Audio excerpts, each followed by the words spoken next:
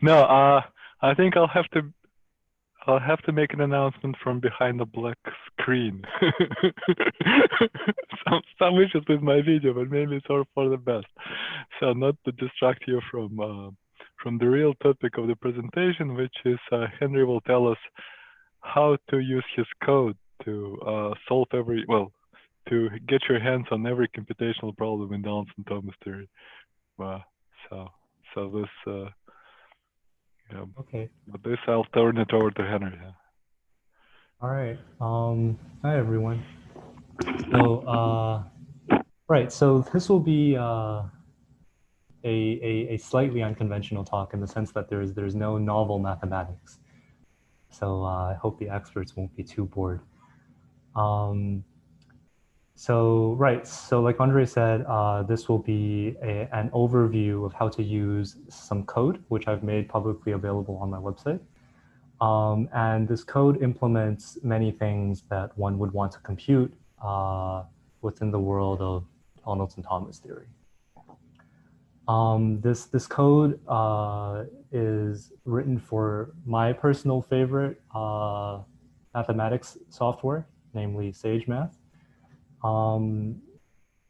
If your favorite software is not SageMath, well, first of all, I'm sorry, and second of all, you should try Sage. It's very I wouldn't say user friendly, but it's certainly more flexible in my experience. It's built on Python. So if you have any experience with Python, you might know that writing Python is just like writing English.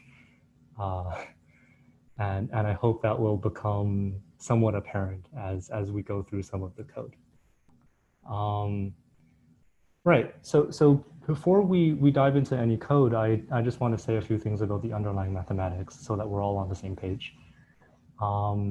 And I want to say it in such a way that we don't dive too deeply into the technical details of exactly how all these theories are set up.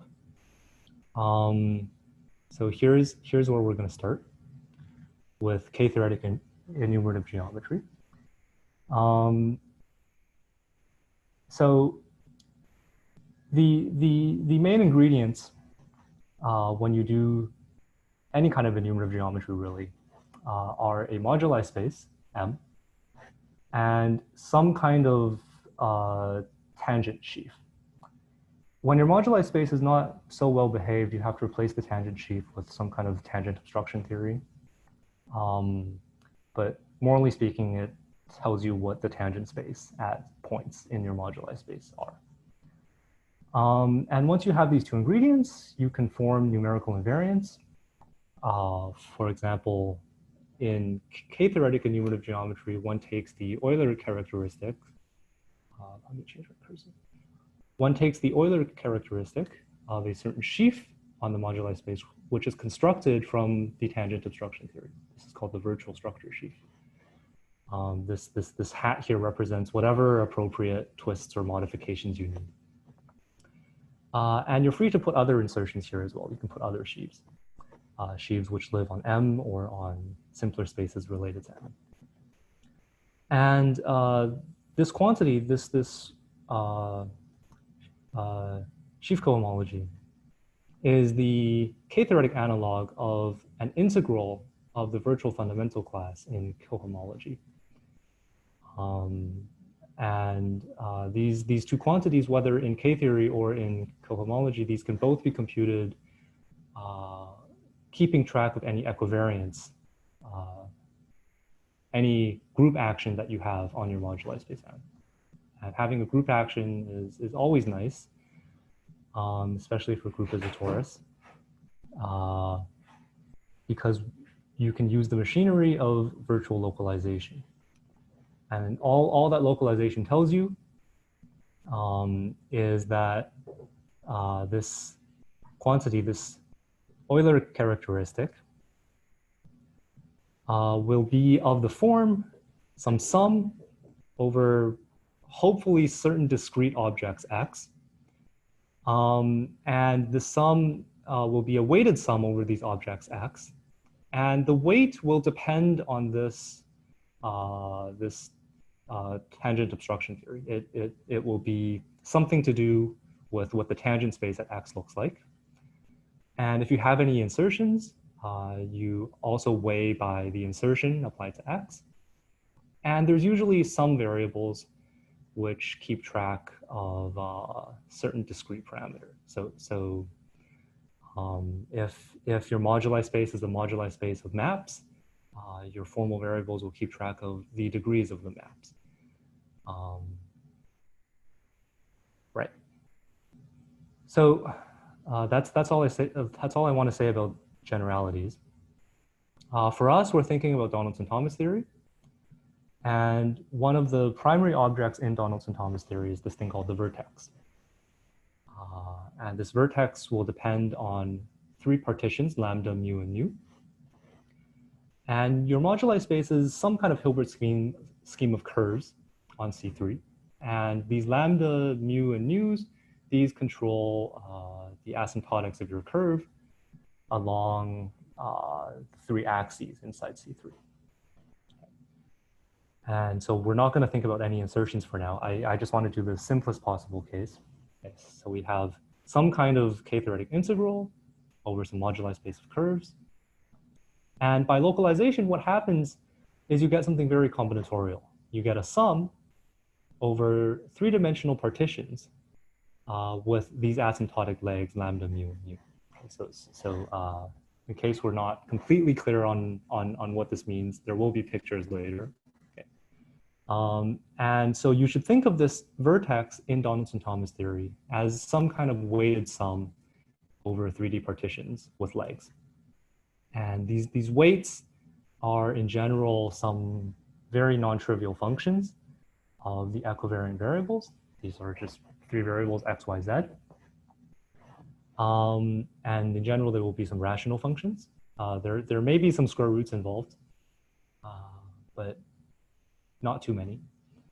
And this Q here is essentially counting the number of boxes inside your 3D partitions. So this is the formal variable indexing the discrete data that I mentioned earlier. Okay, so if you want to zoom back out, then all that we have here is some weighted sum over 3D partitions. And so in terms of code, if we're going to implement code to compute the vertex, we should first implement 3D partitions.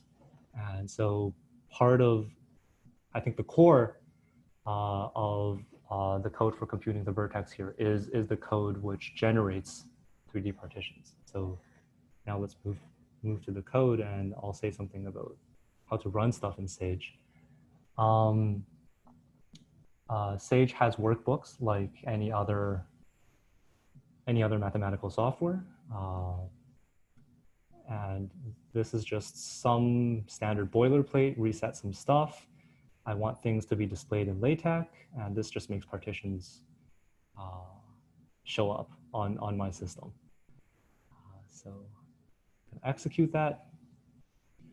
And okay. So the main object here is 3D partitions. And here I will make an object which is the set of all 3D partitions with these legs. Okay. And you see, it will tell you, okay, it spat out the set of 3D partitions with these legs. Okay. And like I said, there will be pictures. So what we're going to do is we're going to take a random element inside the set with 25 additional boxes, and we're going to plot it. And let's just make sure that we all know what a 3D partition is. So here you see there's three infinite legs. Actually, I'm not sure if this is being covered by the, let me move this. Okay. Right. So here's a 3D partition. These are three infinite legs, and you can stack additional boxes on top of them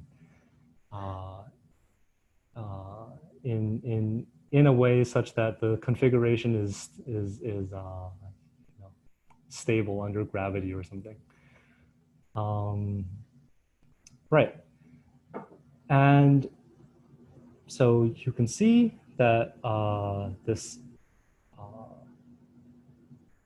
let's see what's next. Right. So we can take this set and we can ask for it to list for us all the partitions with these legs with a certain number of extra boxes. And I'm not going to ask it to list all of them. I'm just going to ask it to count how many there are. Here you see it's quite fast. There's no real overhead in storing these partitions. It's just tries to add boxes wherever it can. So there's one configuration with no extra boxes, 4 configurations with one extra box in addition to all the legs, and so on. Okay. And so, okay, once you have some code which enumerates 3D partitions for you, then you're pretty much good to go. Before we move on, I should say that this package I wrote for 3D partitions with legs, it has everything that I've ever needed for 3D partitions, which is not to say that it has everything you will ever need, but it's certainly sufficient for Donaldson-Thomas theory. But maybe there's fancier things you want to do with 3D partitions, they might not be implemented. Okay. All right, so let's move on. So now we want to compute the vertex. And so the only additional thing that we have to implement is this weight function for each partition, which is this a hat thing here. And this a hat will depend on variables. If you're familiar with Sage, you can set up your own variables. You can make your own variables live inside whatever ring you want. But the package does come with a default setup, which is helpfully called default. And so we'll load those variables for now. Later, I think there will be an example where I make my own variables. Okay, so the variables are x, y, and z, like I said, and you have this single box counting parameter q. So we're going to load that. Okay.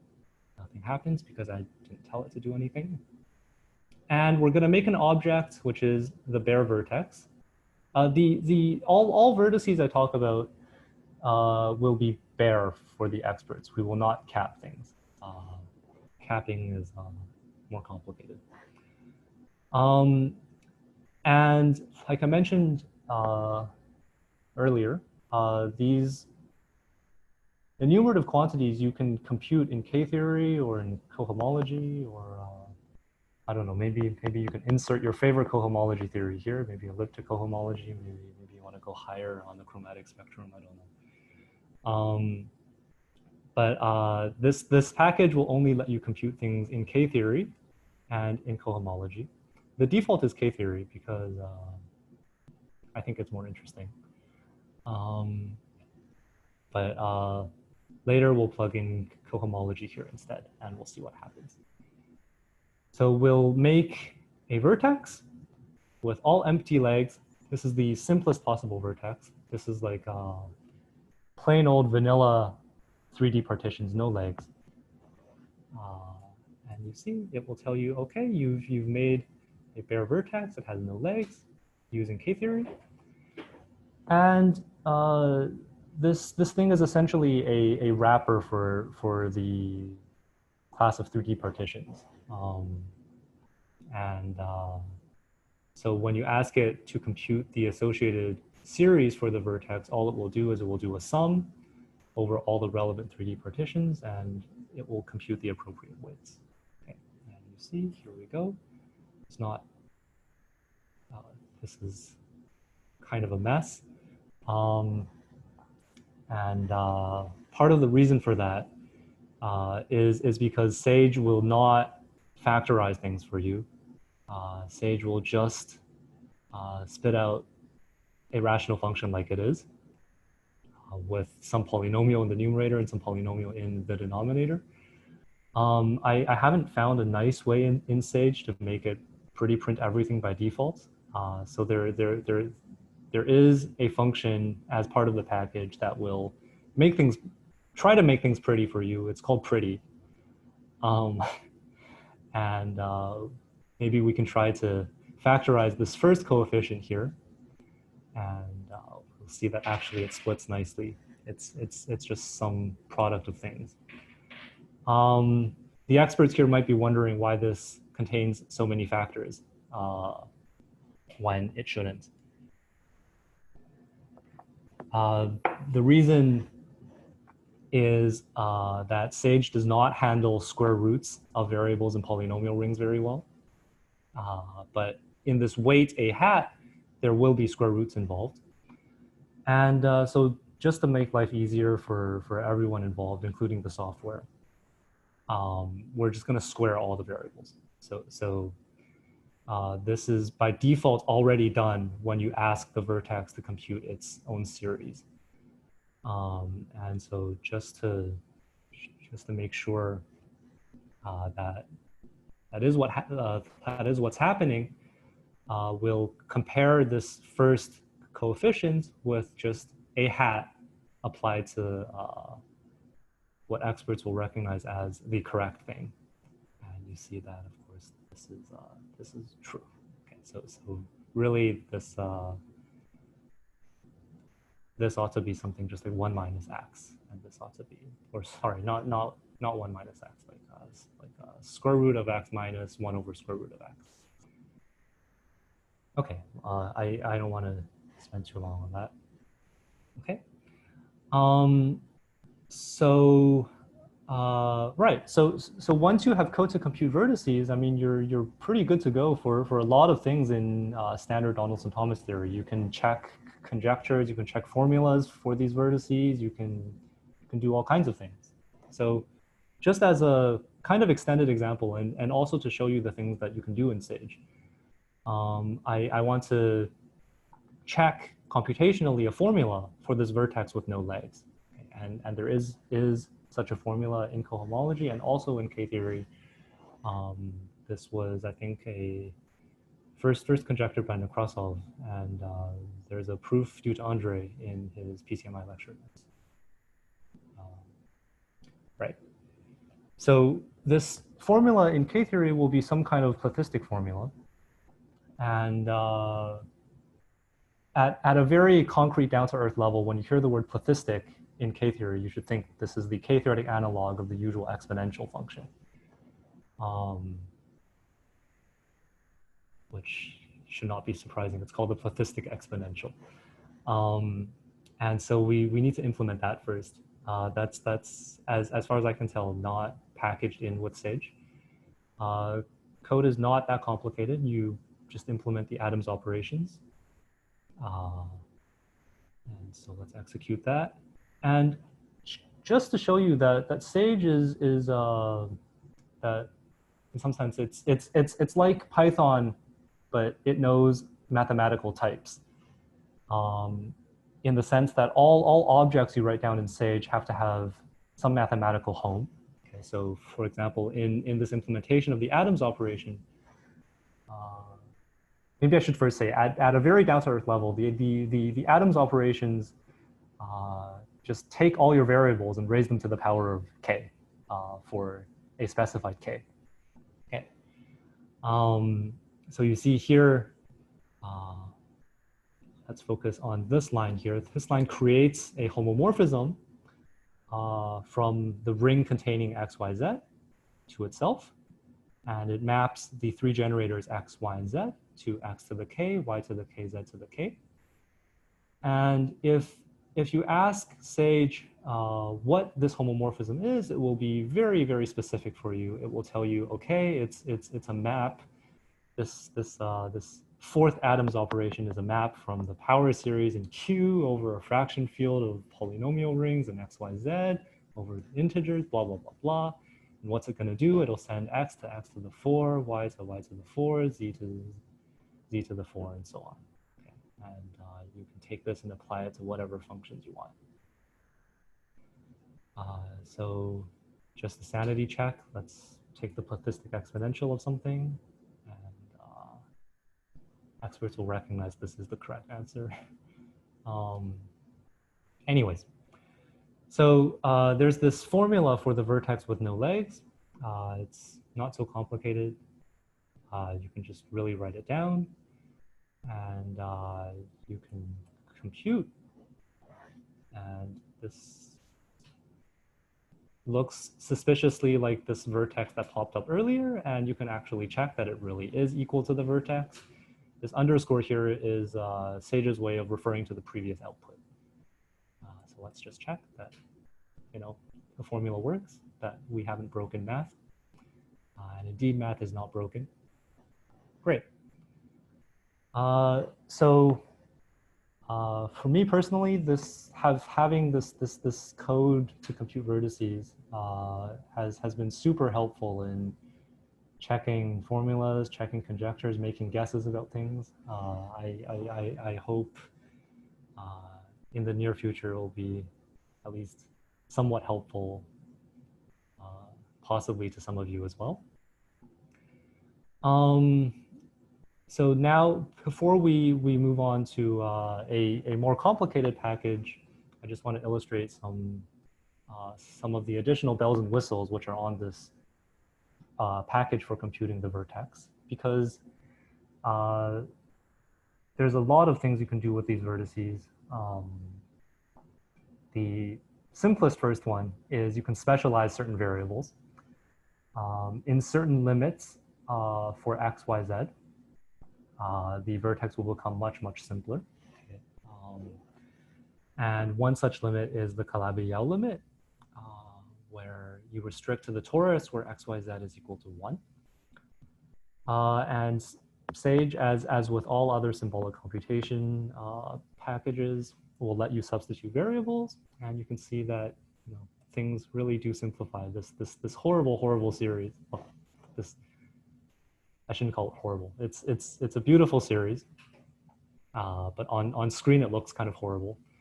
In the Calabi-Yau limit, it turns out that all equivariant variables will just vanish, and you get a nice old power series in Q. This is actually just the generating function for 3D partitions. Yeah. Okay, let's look at some other features. Like I said, all kinds of bells and whistles you can do.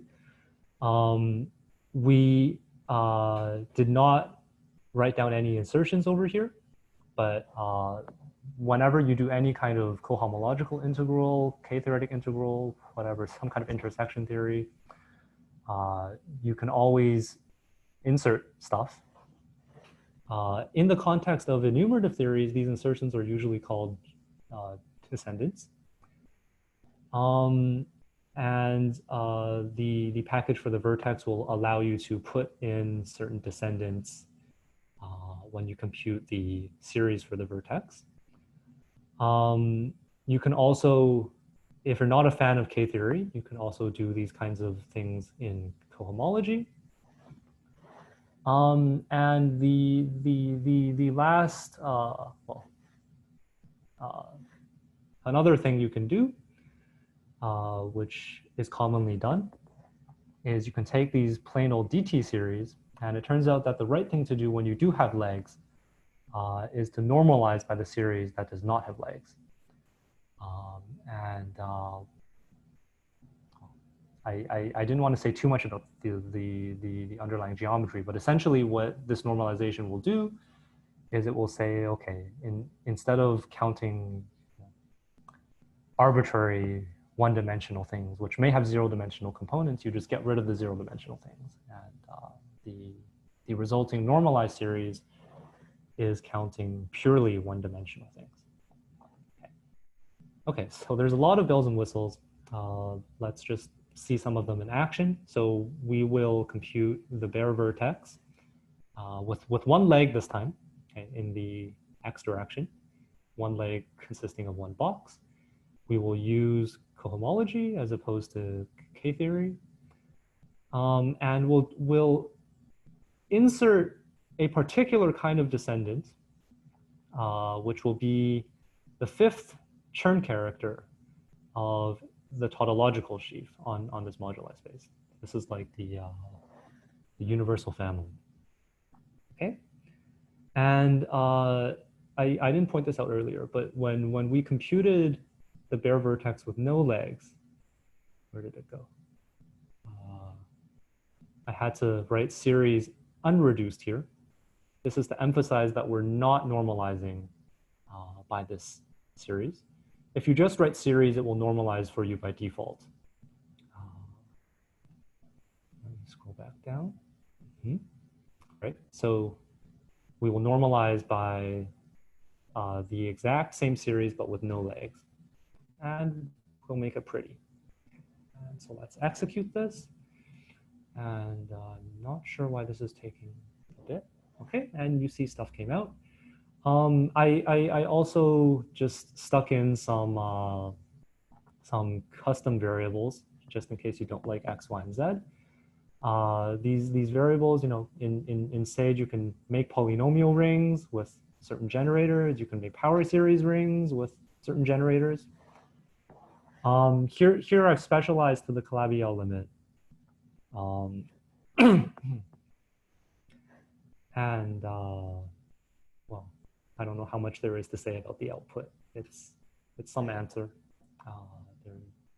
There are some general conjectures on what these kinds of series should look like. And for that, you should refer to one of Andre's other papers on multiple Q zeta values. Okay. So one more thing before we go on.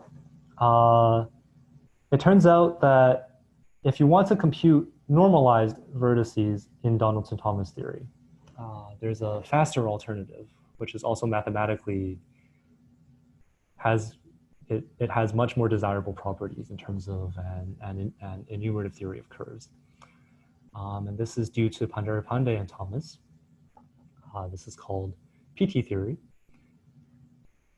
And so PT theory, you know, is some flavor of usual DT theory.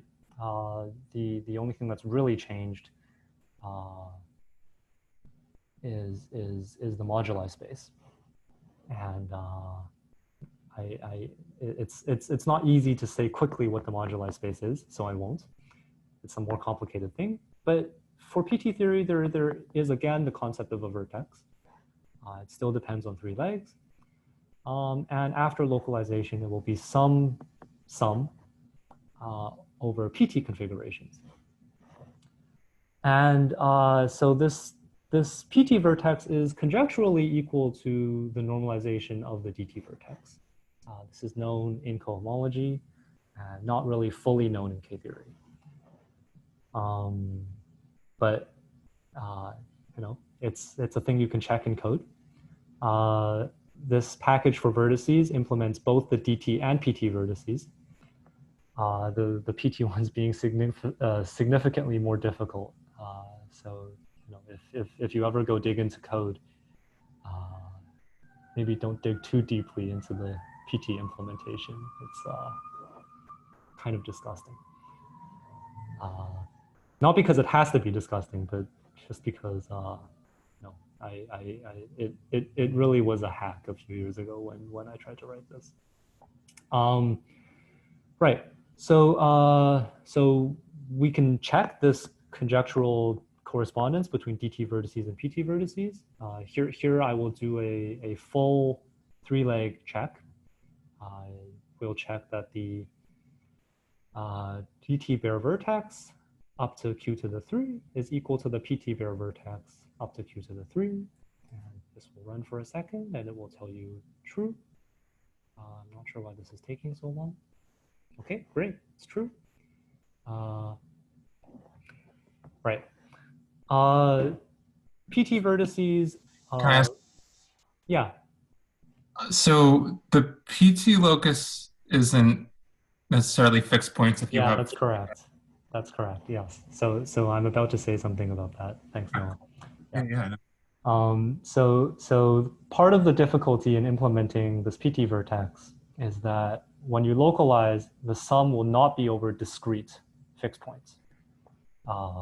There will be positive dimensional fixed loci. This is okay in PT theory because you can prove a theorem that says these fixed loci will just be products of P1s. And so what you can do is you can localize further on these P1s themselves. And this is the disgustingness in the implementation that I referred to earlier. Right, so this PT vertex is built on some package which enumerates PT configurations. These configurations come attached with, well, they know when they're supposed to be positive dimensional. And when you ask for their character, they will give you the appropriate sheaf on the fixed loci. Yeah, Question. Yeah. Isn't this easier to directly integrate on products of P1s? I mean, it's a ring. K-theory of products of P1s, ring we understand really well. Why do you need to localize there? Oh, there are many ways one could do this computation. It just happened to be easier in code to just do this integral over a product of P1s as like a sum over two to the n points. Yeah, there's no particular mathematical reason. Does that answer your question? Yeah, thanks. Right. So like I was saying, PT configurations are much more combinatorially involved than DT configurations. And actually, to generate pictures for some other talk, I actually just finished writing a thing to plot PT configurations as well. So let me give you guys an example. It's certainly not as pretty as DT configurations. In some sense, you have your usual legs, but all the boxes go backward. And they go backward according to certain rules, which are not immediately obvious from this particular diagram. I think this is also a random element with 25 boxes, right? Anyways, so the PT vertex will handle these non-trivial fixed loci, which occur when you have 3 non-trivial legs. Right. Okay. So I think that's all I want to say in terms of computing vertices for DT and PT theory. There's a second package which which is a bit more mathematically sophisticated. Before we move on to that, are there any other questions about this code for the DT or PT vertices?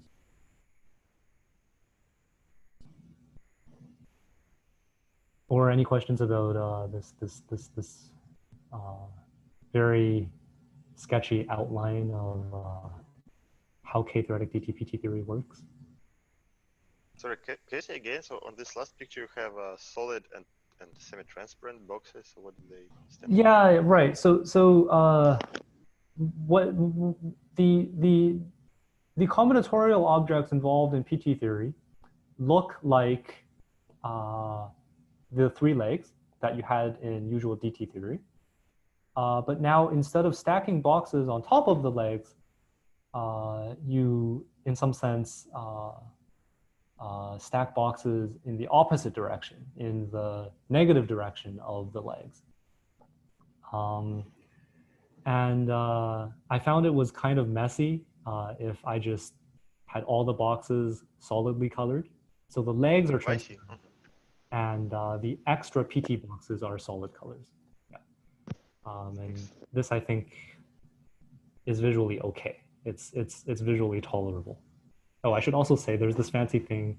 Sage has very fancy plotting functions. As you can see, this is like rotatable. You can zoom in. I think you can zoom in. Yeah, you can zoom in. You can export it to all kinds of formats. Yeah, so maybe the next time you need some pictures of PT configurations for your papers, maybe this is one source for them. Any other questions? how does the package deal with cohomology internally? Like you give it a space, let's ask it to compute the Chen class. How does it represent it? Okay. So the only distinction really between cohomology and K-theory in the computation of enumerative invariance is what weight function you put here. So really what's happening in the code when you say, I want to use cohomology as opposed to K-theory is just that it's using the appropriate function here.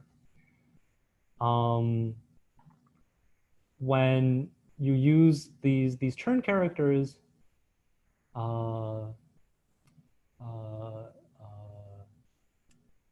at a very down-to-earth level, all that's happening is you have some Laurent polynomial, and it performs some transformation on this Laurent polynomial. This Laurent polynomial is essentially the weight of your universal family at the point x that you care about. Yeah. So short answer: everything is polynomials, and all these geometric operations, or whatever you want to call them, they're just certain manipulations of these polynomials.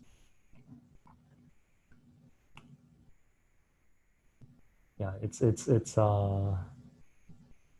Sage, being a piece of software, does not have any actual notion of the geometric content of some space. It can only know things like in terms of certain discrete data. Any other questions before we move on?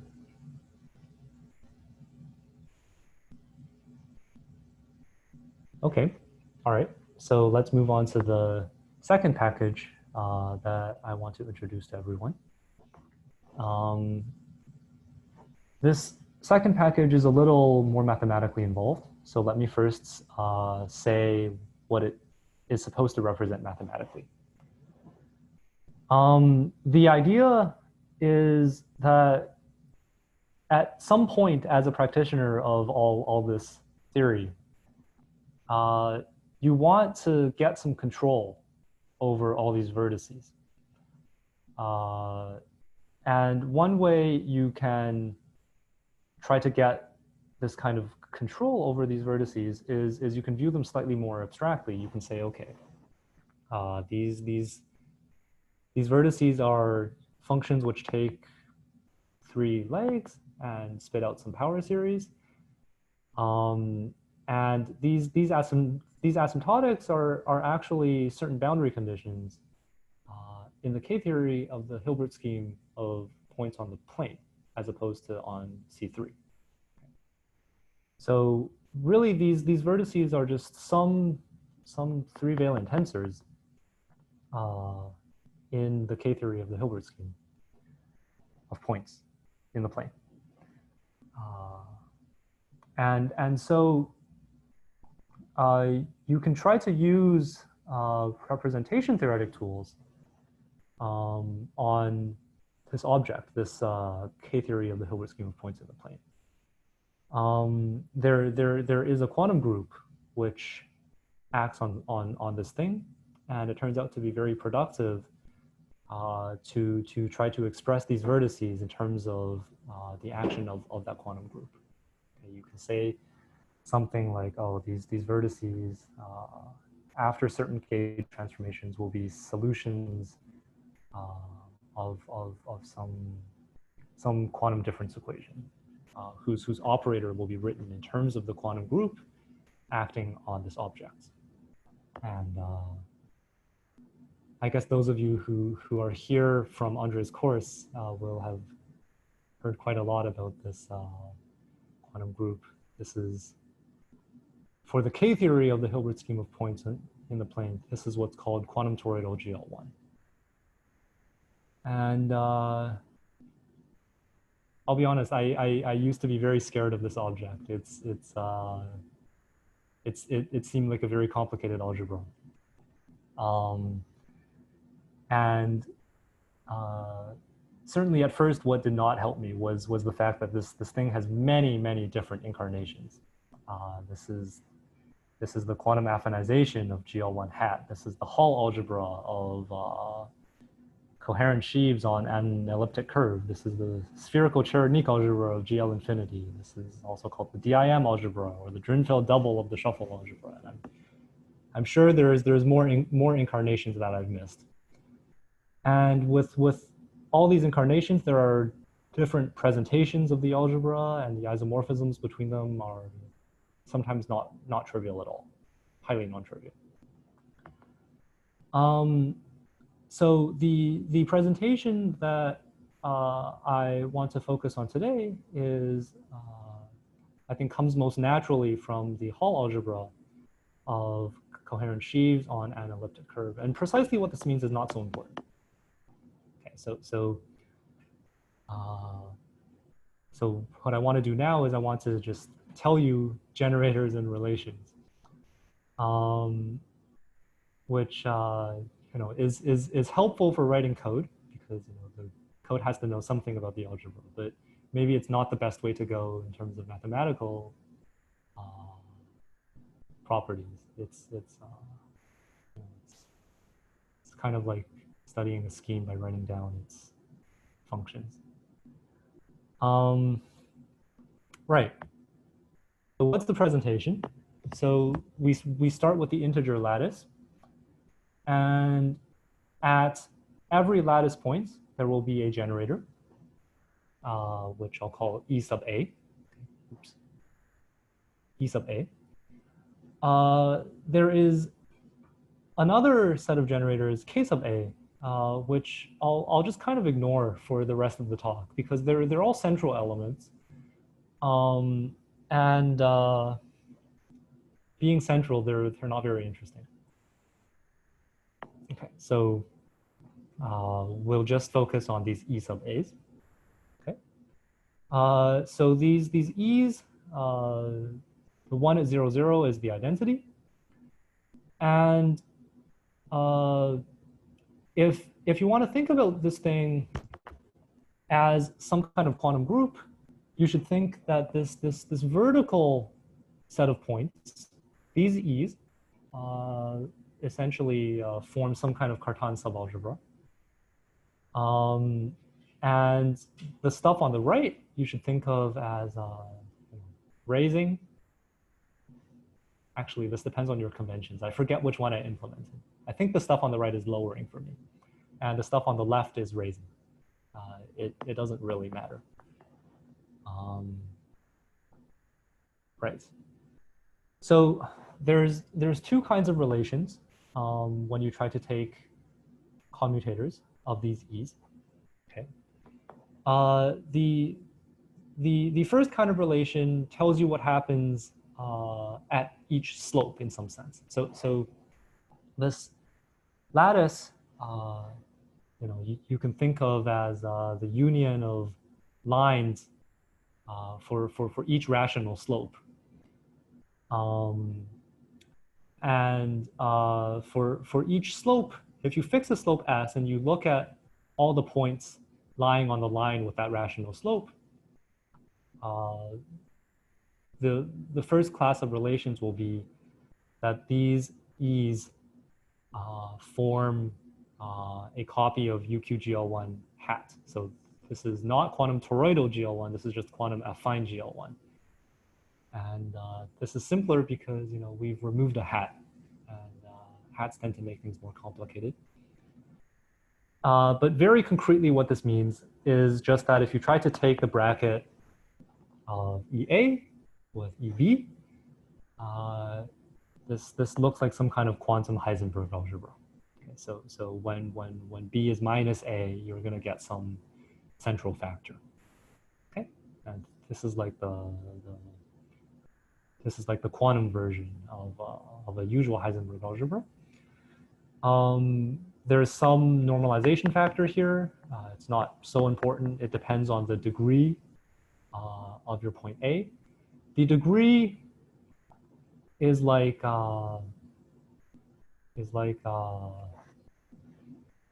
well, it's the GCD of the coordinates. Okay, so it tells you how far out on your slope subalgebra you're at. Okay, so like on the slope 1 subalgebra, this point has slope 1.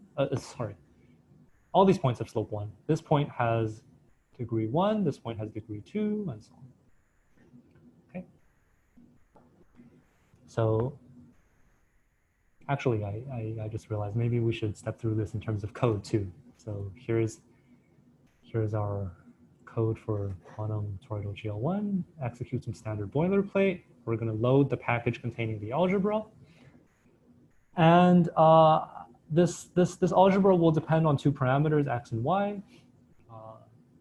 People also like to call these two parameters q1 and q2, maybe also q and t. I don't know. In these normalization factors n, there will be certain square roots involved. So as for the vertices, we're going to just square all the variables. This package was written at a slightly later date than the previous package, so the behavior in terms of automatically squaring variables is not consistent with the previous package. The previous package will automatically square them for you. This package, you need to square them yourself, so we're going to square them. And we're going to make the quantum toroidal GL1 algebra with these parameters, and you see you get UQ-GL1 hat hat.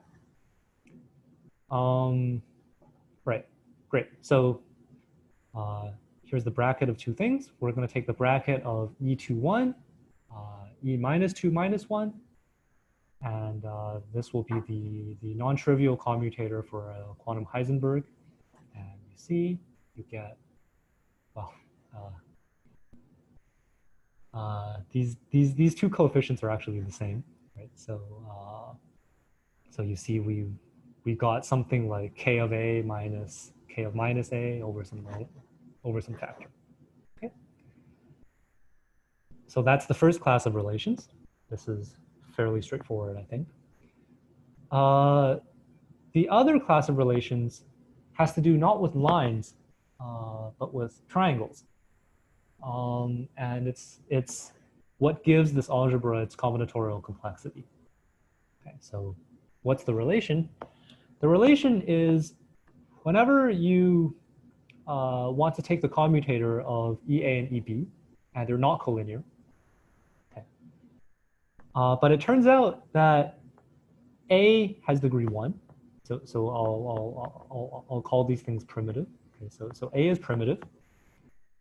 And the triangle formed by 0, A, and A plus B, okay, that this triangle has no interior lattice points. Okay, so let me scroll back up to my grid. Maybe let me draw something if I can. Right. So for example, right, let's say you want to take the commutator of E10 with E01. So then this would be the triangle that you're looking at. And you see that there's no interior lattice points. And in this setting, and only in this setting, these relations will tell you what the commutator is. Okay. And it will say that the commutator is, some sign, some overall factor of these central elements times these elements psi. These psi's are like the they're like the exponentiated versions of the elements in the Cartan. Those of you who have some experience with quantum groups maybe know that it's nice to make the elements in the Cartan group-like by exponentiating and to leave all the other elements primitive. Okay, so these psi's come from this kind of exponential of these primitive elements E. I say primitive, but okay, whatever. Okay, so these psi's are just some elements. Their leading order term is just E of the same point, plus lower order terms, which are products of monomials like E A over K. for some k which will divide into a. Okay. And so we can see this in code again. We can, try to compute the bracket of 2 points such that the triangle formed by them has no interior lattice points, and you get some stuff. Here the stuff is not very complicated, thank God. All right, so these are the 2 classes of relations in the algebra. And once I tell you these 2 relations, it turns out the entire algebra has been specified. So before I move on, are there any questions about this presentation of this algebra that I've described?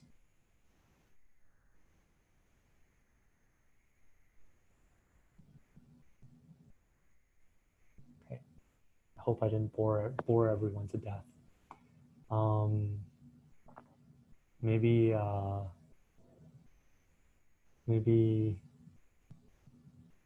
possibly to wake some of you up, maybe I'll say something about you may be wondering where this triangle business comes from in terms of the geometry of like coherent sheaves on some elliptic curve. This criterion that this triangle has no interior lattice points basically says your Hardner-Narsen infiltration only has 2 things in it, so that you're really just taking a non-trivial extension of 2 things as opposed to many things. And in that case, there's a nice formula for the results. But if you're trying to take the commutator of 2 elements and you have interior lattice points in the triangle formed by them, then it's not so clear how to proceed, because these 2 relations are not immediately applicable. And so the bulk of this package implementing this quantum toroidal GL1 deals with how to compute an arbitrary commutator using these 2 kinds of relations. And of course, we'll just focus on the case when the 2 things you want to take the commutator of are not collinear, because when they're collinear, everything is trivial. Okay, so we have 2 points, A and B. We want to take their commutator, and it turns out that the triangle formed by 0, A plus B has interior lattice points. And so the algorithm which is implemented in this package, which is not, as far as I know, a new algorithm. This computational procedure, I think, was already implicit in very early papers on quantum toroidal GL1, but I'm not sure if it's been explicitly written down. So what will we do? The idea is to say, okay, well, we don't know how to compute this commutator, but maybe we can express E of A in terms of, in some sense, smaller elements. And we can kind of recursively get down all the way to some base case where we do know the commutator. And so concretely, the way we're going to do this is we'll take our triangle, we'll find a point, an interior point, which is minimal in the sense that, first of all, it's primitive.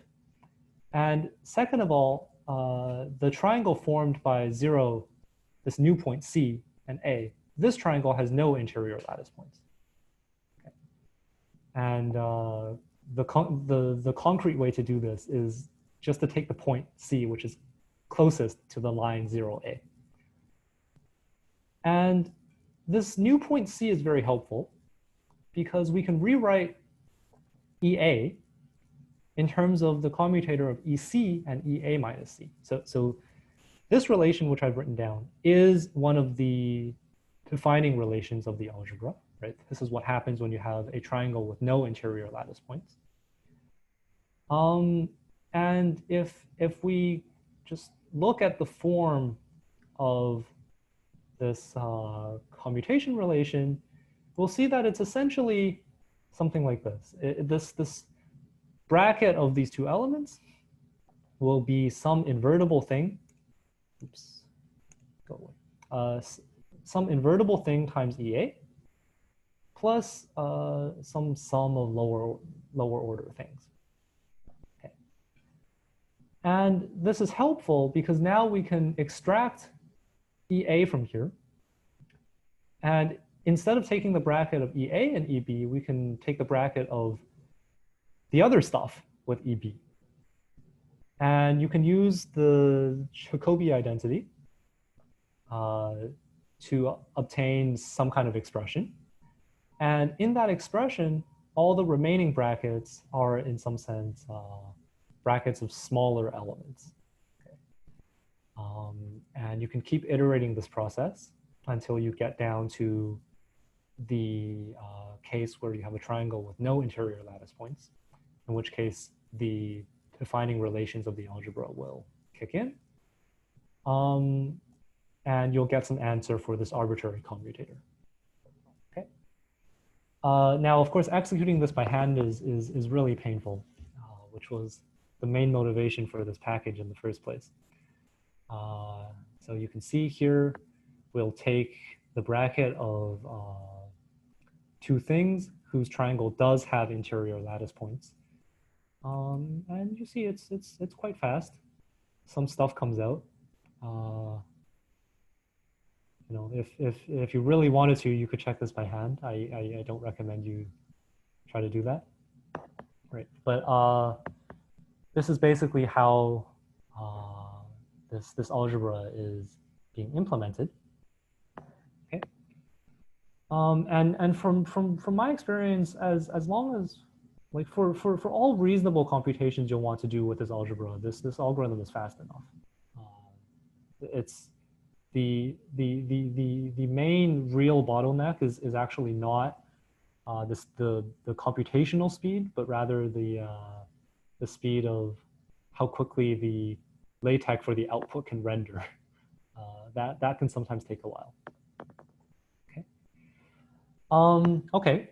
So so because we can now compute arbitrary commutators, this package will automatically implement some kind of PBW ordering for you. Elements with lower slope will appear, sorry, I don't remember if it will appear first or last, but it's ordered by slope, ordered by increasing slope. Here we go. All central elements appear first, just so that they don't clutter things up. And of course, you may have multiple elements within each slope, so those will be ordered by decreasing degree. These choices were all arbitrary, no underlying mathematical reason for them. You can order them however you want if you want to modify the code. So here you see this K got moved in front, and this has a greater slope than this, so stay to the right. If you try to go the other way around, it will automatically perform the appropriate commutator for you and spit out only monomials that are ordered correctly. Okay, so you can check that these are all ordered correctly, and in fact, you can kind of see that you got the correctly ordered monomial, and these extra terms are basically just this commutator which we computed up here. Okay. Okay. Are there any questions? Yeah. Weren't there like any exponential terms in the commutator, or are they all cancelled? Are there any exponential terms? Oh, So you're thinking about these psi's, right? So these psi's are not actually exponentials. They're coefficients of a certain exponential series. Right? So each of these psi's will be some polynomial in these EAs. Yeah. So there's no actual exponential floating around. Is it okay? But I mean, like the expression on the screen is pretty much finite, right? But which screen? Sorry, there's many expressions. On the right one. Here, yeah, it's always going to be some finite expression. This recursive procedure will always terminate. Okay. And the proof for that is not so hard. But the the complexity of the output, although it's finite, can be quite high. So you know, that's maybe a warning to those of you that may be using this package in the future. Yeah. Any other questions about anything so far?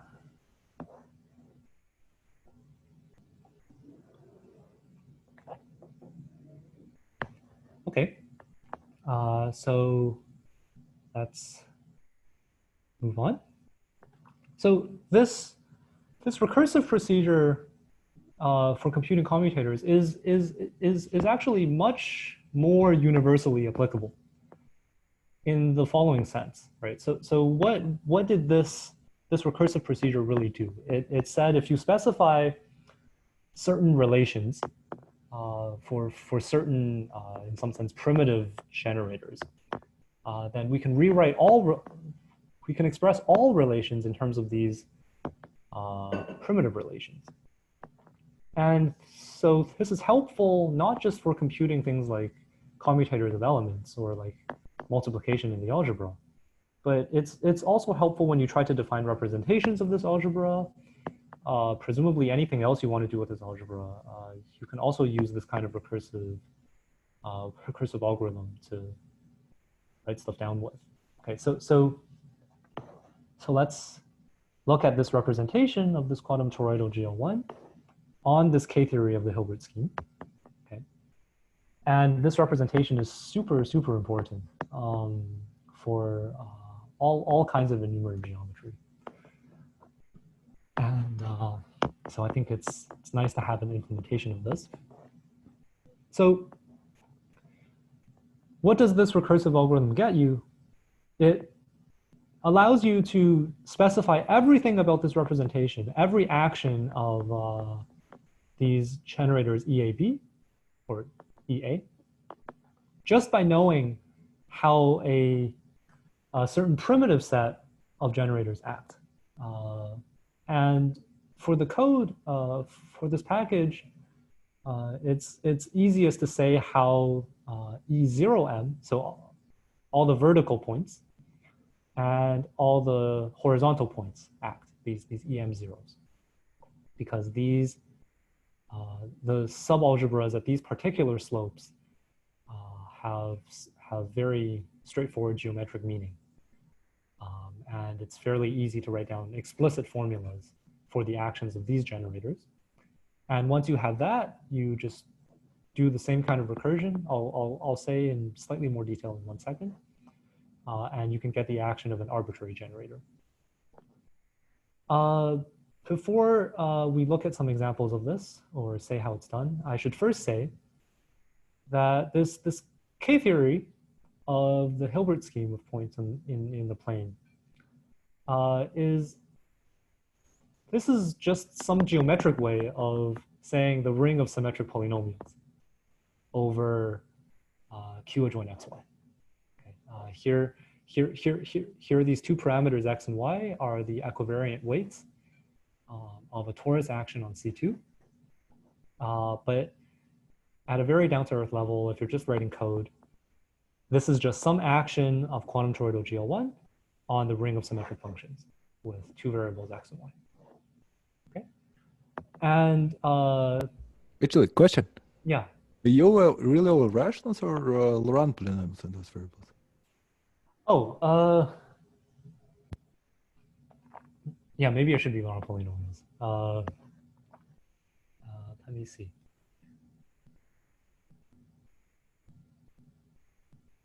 I guess the short answer is in terms of code, it makes no big difference. You can Sage will let you create the ring of symmetric functions over whatever ring you want. But yeah, I think you're right, Andre. I think here I actually just want them on polynomials. So maybe here I'll say or just something like Q x plus minus y plus minus, something like that. Okay. All right. Right. So Sage obviously does not know much about K-theory or the Hilbert scheme, but it does know a lot about symmetric functions. In fact, the symmetric functions package in Sage is quite extensive. My understanding is it comes from a equally extensive, much older package, I think from Maple or Mathematica. So some of you who are familiar with other mathematical platforms may recognize some of the functionalities or implementations in here. So okay, we'll create the ring of symmetric functions. And you see Sage helpfully tells you, this is the ring of symmetric functions over a fraction field of yada, yada, yada, yada, yada. Okay. And in Sage, if you just create the ring of symmetric functions, it's actually not going to do much for you. Sage wants you to pick a basis for this ring. There's lots of bases. Here's the power sum basis, and Sage will tell you it's the ring of symmetric functions, blah, blah, blah, blah, in the power sum basis. Okay. And what this allows you to do is, maybe I should show you. So you can take this power sum basis and you can just start plugging in partitions, which will index elements in this basis. And you can work with these in the same way you work with them mathematically. Okay. And so part of the package for quantum toroidal GL1 is this action on the ring of symmetric functions. And the code does not care what basis you pick. As long as you have an element of the ring of symmetric functions, you can act on it on the left with elements of the quantum toroidal algebra, and you see some stuff will happen. Here I've picked a particularly simple example. I'll tell you how the vertical and horizontal subalgebra act in 1 second. You can also pick a more complicated basis, not the power sum basis, but rather the McDonald basis. The McDonald basis will depend on 2 parameters, which conventionally people call Q and T. But for us, these parameters are just the 2 equivariant variables, X and Y. And it turns out that for a certain modified version of the McDonald basis, that basis will correspond exactly to the basis of fixed points in the K-theory of the Hilbert scheme. So for the non-experts, I guess all that I'm saying is certain bases of this ring of symmetric functions carry significant geometric meaning. And so sometimes it's nice to write your answers in terms of these bases as opposed to other bases. Okay, so here we have the what Sage calls the McDonald HT basis. Okay, and remember we've squared all the variables just to avoid square roots. And like I said, Sage does not care. Well, at least my package does not care what basis you're in. It acts perfectly fine. So here I'm acting with a vertical subalgebra element on a fixed point. And you see all that it did is it multiplied by some factor. Okay. So maybe let me tell you actually what these actions are for completeness. Okay. Sorry, let me drag this away. Okay. Right. So the action of the vertical generators, these vertical generators in this representation all commute. They're just multiplication by some factor. This factor has some geometric meaning as something related to the tautological bundle. Okay, so E0M is the mth atom operation applied to the tautological bundle. And you can see this.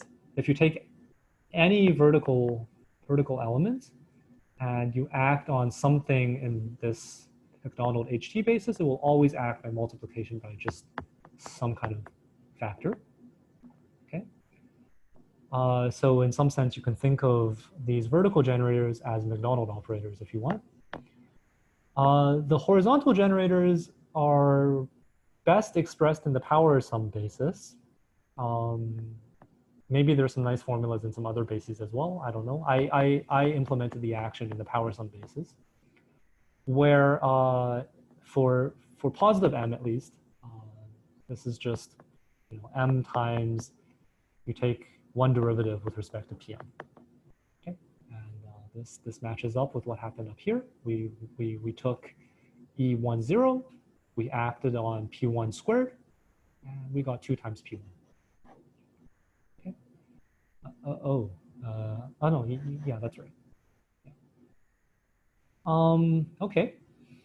And so once you implement these 2 sets of primitive generators, then the same kind of recursive process lets you write the action of an arbitrary element.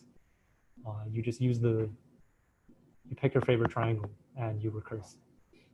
Okay. Maybe I'll just quickly say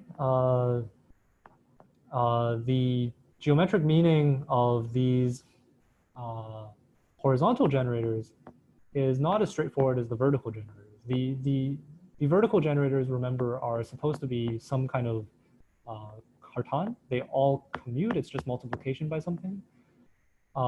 These horizontal generators on the right will be lowering operators.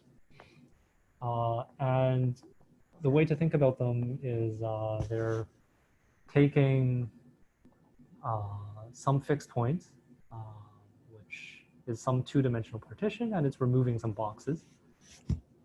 In fact, the mth one will remove m boxes, m squares, I guess. And in K-theory, these come from a composition of the standard 1-step correspondences on the Hilbert scheme of points on C2. You'd think they come from m-step correspondences, but it turns out those correspondences are badly singular. My understanding is that it's harder to work with them. Okay, so that's all the mathematics I want to say about this quantum toroidal algebra.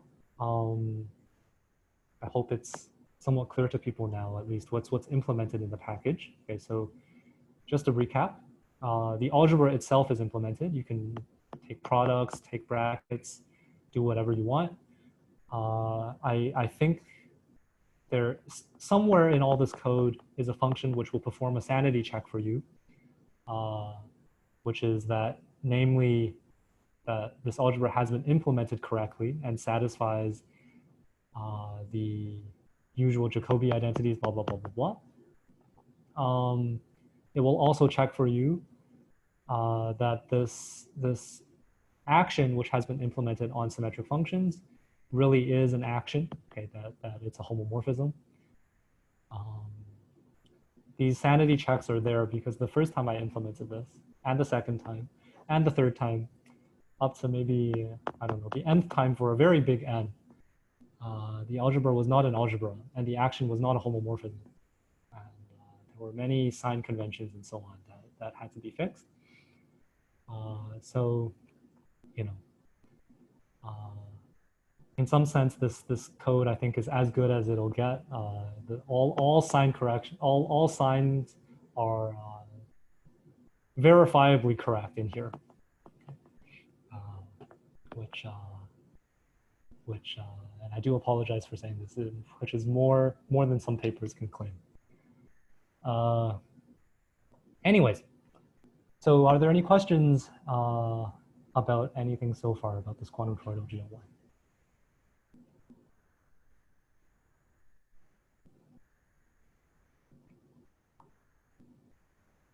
Okay, so then the very last thing I want to do today is just to, in some sense, show off some of the major applications of this code. In fact, to be honest, this is the only thing I've used the code for so far, other than just obtaining some intuition on how this quantum toroidal GL1 looks like. And this major application is to compute what's called the quantum difference operator for the Hilbert scheme of C2. And this quantum difference operator is the K-theoretic version of the quantum differential operator. Actually, Henry, I do have a question about the. Mm-hmm. Do you have a way to program the coproduct? So here's the thing. This algebra has many coproducts. In fact, it has a coproduct for each slope. And unless you're at the infinite slope, the rest of these coproducts are fairly complicated. So short answer, no, the coproducts are not implemented. And actually, I would have to think quite a bit about how that would be implemented.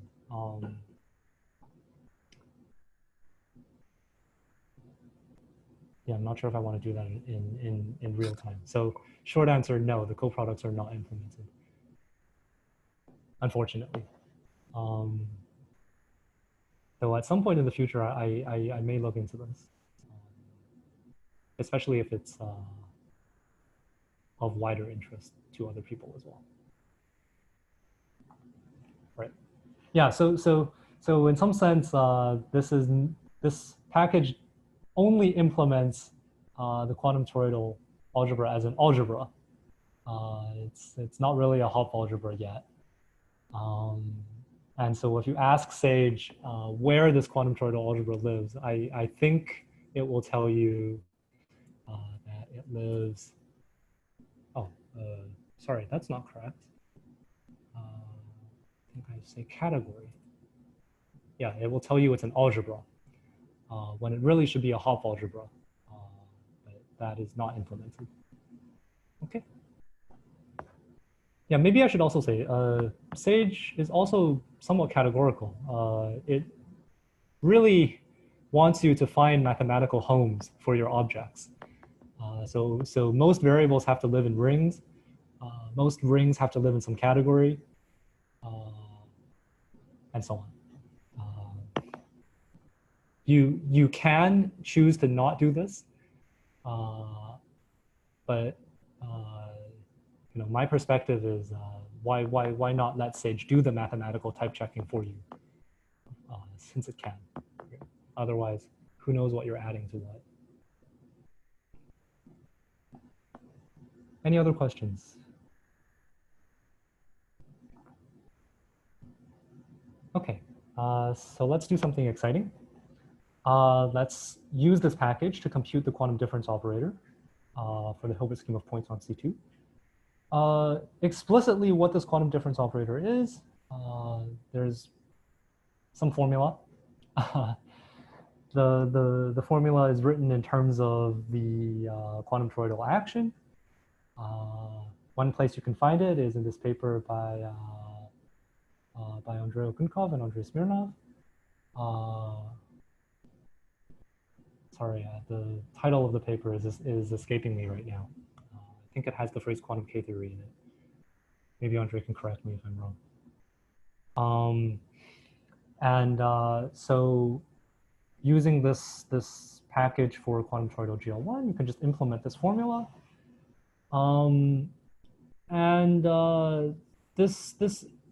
This implementation of this formula is actually not publicly available yet, because it relies on some other technology whose code is not suitable for public perusal yet. And I think that's an understatement. If for some reason you urgently need this code, you can shoot me an email and I'm happy to share, but it's not going to be public anytime soon. Part of this additional technology that's required is this implementation of the stable basis for the K-theory of the Hilbert scheme of points. It turns out the quantum difference operator is much nicer in the stable basis, as is the case with a lot of other objects in this whole line of business. Okay, so without further ado, let's compute a portion of this quantum difference operator. This quantum difference operator factors as a product of contributions, one at each rational number. So here's the contribution from 0, and we'll see it written in the stable basis, which also depends on some rational number. And we'll see it in the stable basis at slope 0. And some stuff happens. Again, not sure why it's taking so long. It shouldn't. And here's an operator. I think these small examples are actually also written in this previously mentioned paper by the two Andres. And you can check that this matches what's in that paper, up to some signs. I think I have a different sign convention from what Andrei Smirnov used. Let's compute some other contributions at some other slopes. Here's the one at slope 1/3. Oh, incidentally, this is for instanton number 3. So Hilbert scheme of 3 points on C2. Here's the operator at slope 1/2. For the experts, you can see that the appropriate entries are 0. Yeah, so that's, I think, all I wanted to say today, especially about this quantum toroidal GL1. So any questions? Any questions about anything?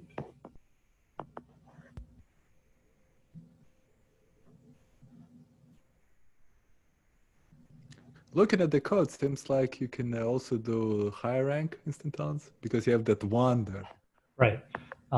Yeah, you can do higher rank instantons. That's totally correct. But the only minor problem there is I didn't write up the stable basis.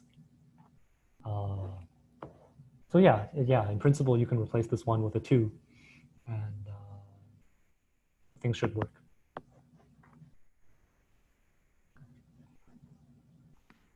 You said you weren't going to talk about capped vertices today, but can you do capped vertices? Well, so what would you need to obtain the capping operator? So you would have to solve this quantum differential equation. The solution will be the capping operator, and you just take that and you multiply it onto your uncapped vertex, and you get the capped vertex. So I think in principle, all the heavy lifting has been done already. Namely, once you know what the quantum difference operator is, everything follows. I didn't specifically implement the capped vertex, but I think it should be straightforward. Yeah, for the non-experts out there, the capped version of the vertex has, in some sense, significantly better properties than the uncapped version. You can get much more control over it. But in the end, the only difference is an application of this capping operator, which you can view as some kind of gauge transformation.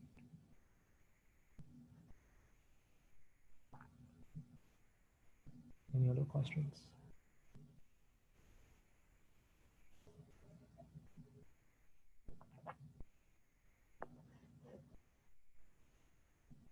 So these 2 notebooks we saw today, they'll be available together with the notes. Yeah, sure. I'm happy to make these 2 notebooks available. Yeah. The actual packages, along with some documentation, they're also accessible from my website. Right now, they're in a repository on GitHub. if any of you do end up using the code and something goes wrong, or it crashes, or it outputs a result that's wrong, please do let me know. I am almost 100% certain that 3D partitions and PT configurations, those should be watertight. I've used them to check the DT-PT correspondence up to many boxes. It'd be a miracle if something were wrong with those classes. But the actual vertices, because there are so many bells and whistles, and they were each hacked on one by one, I don't know if all of them play nicely with each other. So it's possible there are some bugs in there. So full disclaimer, use at your own risk. Take all outputs with a grain of salt. Yeah. Maybe you should put positive spin on this statement, meaning you should invite people to contribute to the development of the code. Yeah.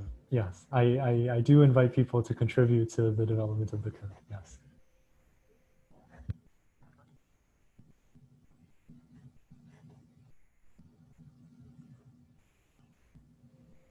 All right. Further questions?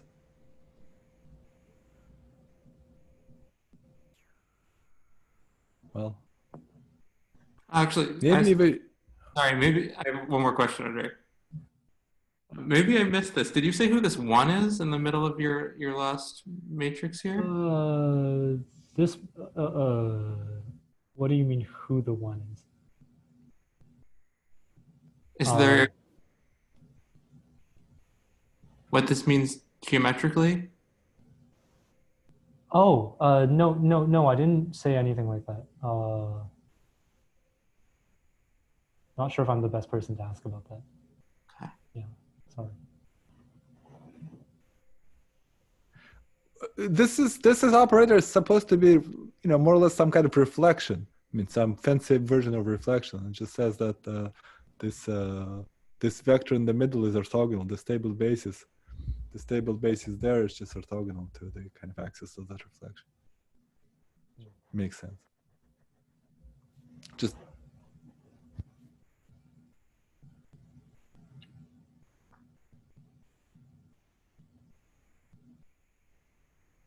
all right, maybe we should thank Henry both for the presentation and also for, of course, obviously much bigger